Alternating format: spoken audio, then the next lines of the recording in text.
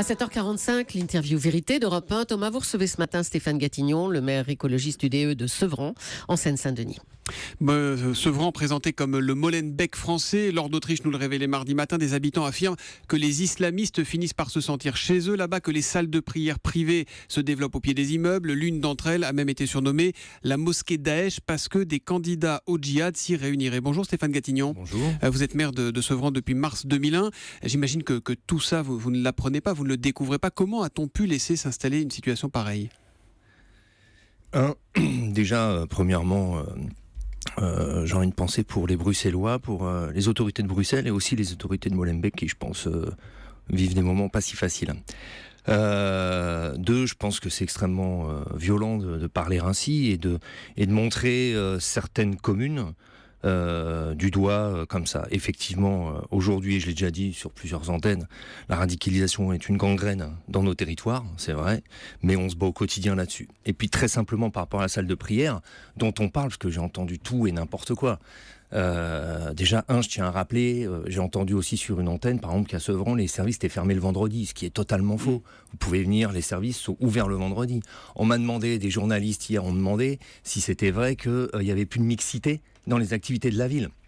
Il y a la mixité partout dans les activités de la ville. Les gamins et les filles sont dans toutes les activités, etc. Il y a une part piscine, de fantasme, mais il y a aussi, la réalité. La réalité. Mais je finis parce que c'est la réalité d'abord. La piscine est totalement mixte. Il n'y a pas de repas halal dans les cantines. J'ai vu ça écrit aussi à un endroit. Enfin voilà, il y a un moment, il faut savoir raison garder. Deux, je n'ai jamais caché qu'une part de la réalité parce que c'est la vie qui est comme ça. Vous avez utilisé le mot gangrène vous-même il y a quelques instants. C'est ce que je l'ai déjà utilisé, bien sûr. Et on combat la radicalisation. Ce qui s'est passé quand même chez nous, je tiens à le rappeler, c'est qu'effectivement on a une salle qui s'est ouverte. On a une salle qui s'est ouverte début 2014. Dès le début, parce que ce qu'il faut savoir, c'est que les radicaux, les premiers qu'ils vont essayer de déstabiliser et qu'ils attaquent, c'est le monde musulman traditionnel. Ça veut dire les premiers qui sont venus me voir en disant attention, il y a des prêches violents qui sont faits dans cette salle, ce sont les musulmans de Sevran.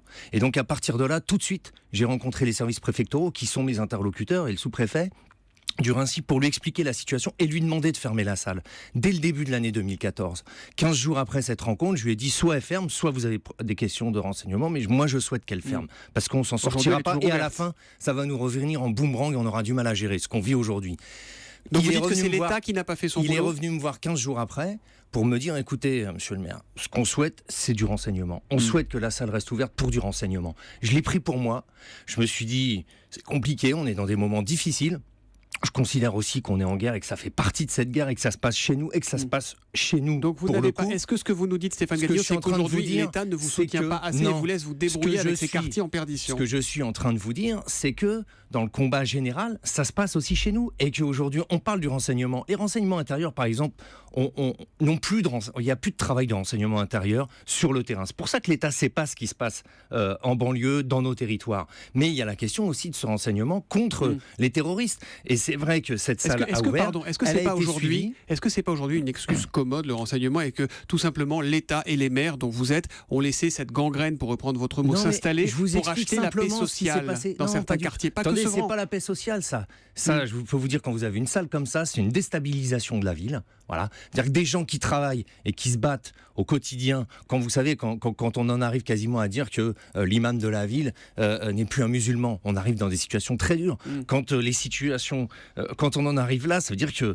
voilà, il y a le combat, il se mène là. Après, la salle, elle n'a pas fermé, mais il faut aussi, il y a les attentats en Belgique et tout. Il est clair qu'aujourd'hui, la France mène un combat contre le terrorisme et que ça passe aussi par là. Mais regardez, et qu'il y a besoin et de cette salle. Je vais même vous poursuivre. On a besoin de cette salle. Moi, j'espère depuis 2 ans qu'elle soit fermée, mais c'est pas la question. C'est que la question, c'est qu'aujourd'hui, sur le renseignement, il en faut. Et y compris, il y a des jeunes qui sont partis à partir de cette salle aussi. Absolument. Justement, on va écouter Véronique Roy, qui est une habitante de Sevran que vous connaissez forcément. Son fils s'est converti, il s'est radicalisé en quelques mois. Et il fréquentait cette salle, il est parti en Syrie, il y est mort. Et voilà ce que dit cette mère de famille. Nos gamins meurent. Ils ont été convertis et radicalisés par des gens ici. Il y avait à l'époque 6 morts. On monte à 8. Voilà, rien ne se passe. C'est pas grave, c'est anecdotique, il paraît. 8 morts Chez vous, 8 gamins que vous avez vu grandir qui finissent en terroristes, ça ne peut pas vous laisser indifférent. On ne peut pas se contenter de la réponse. Laissons le renseignement prendre ces quelques informations. Je vous ai expliqué par rapport à la salle et par rapport au combat général. Bien sûr que non. On se bat aujourd'hui, on a entre 12 et 14 jeunes qui depuis le début sont partis en Syrie. Ce qui, au demeurant, et c'est pas, mais il y a tout un tas d'endroits, on en a près de 1800 aujourd'hui qui sont en Syrie, des jeunes Français.